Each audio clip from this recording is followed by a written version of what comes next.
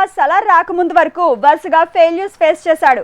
అలాంటి టైంలో బాలీవుడ్లో పఠాన్ లాంటి హిట్ ఇచ్చిన దర్శకుడు సిద్ధార్థ్ ఆనంద్తో సినిమా అన్నారు.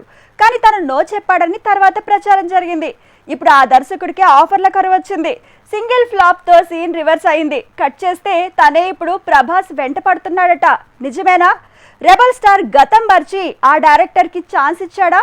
Take a look. Pathaan cinema 1000 కోట్ల వసూళ్లు రాబట్టిన టైంలో టీ సిరీస్ అధినేత ఈ దర్శకుడితో ప్రభాస్ మూవీ ప్లాన్ చేశాడు.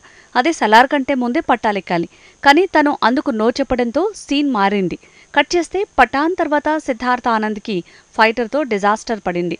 అంతే, తనతో సినిమా అంటే అంతా పారిపోయే పరిస్థితి. ప్రజెంట్ సిద్ధార్థ్ ఆనంద్ చేతిలో సింగిల్ సినిమా లేదు. అలాంటి తనకి టీ సిరీస్ అధినేతే పిలిచి ఆఫర్ ఇచ్చాడట. అది కూడా రెబల్ స్టార్ ప్రభాస్ మూవీ అంటున్నారు. బాలీవుడ్ డైరెక్టర్ సిద్ధార్థ్ ఆనంద్ డైరెక్షన్లో రెబల్ స్టార్ ప్రభాస్ మూవీ అంటే ఈ హీరో ఫ్యాన్స్ భయపడుతున్నారు. ఈ కాంబినేషన్ 1.5 క్రితం సెట్ అయిందంటే అంతా సంతోషపడ్డారు.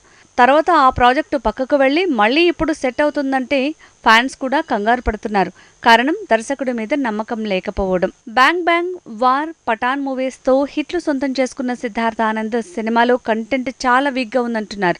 తన సినిమాలు ఏవైనా ఆడితే హిందీ బెల్ట్లోనే ఆడతాయి. సౌత్లో పక్కా డిజాస్టర్ అవ్వాల్సిందే. విచిత్రం ఏంటంటే హృతిక్ రోషన్తో తీసిన ఫైటర్ అన్ని భాషల్లో డిజాస్టర్ అయింది. అలాంటి దర్శకుడి డైరెక్షన్లు ప్రభాస్ మూవీ అంటే రిస్కీ అనే కామెంటే వినిపిస్తోంది. బాలీవుడ్లో దర్శకుడిగా సిద్ధార్థ్ ఆనంద్ అడ్రస్ గల్లంతయ్యే పరిస్థితి వచ్చింది. అలాంటి డైరెక్టర్ని టీ సిరీస్ సంస్థ అధినేత ఇప్పుడు ప్రభాస్తో మీటింగ్ అరేంజ్ చేశాడు. గతంలో ప్రభాస్ చేయమంటే ఫోజులు కొట్టిన సిద్ధార్థ్ ఇప్పుడు రెబల్ స్టార్తో మూవీ కోసం పరిగెత్తుకు వస్తున్నాడు. అందుకే ఫ్యాన్స్ కంగారు పడాల్సి వస్తోంది. పఠాన్ ఏదో గాలిపటంలా షారూఖ్ ఇమేజ్తో 1000 కోట్లు రాబట్టింది. కానీ తర్వాత ఈ దర్శకుడి సత్తా ఫైటర్తో తేలిపోయింది. అందుకే అలాంటి తన మేకింగ్లో రెబల్ స్టార్ సినిమా అంటే ఫ్యాన్స్ నుంచి మాత్రం సానుకూలమైన రెస్పాన్స్ రావట్లేదు.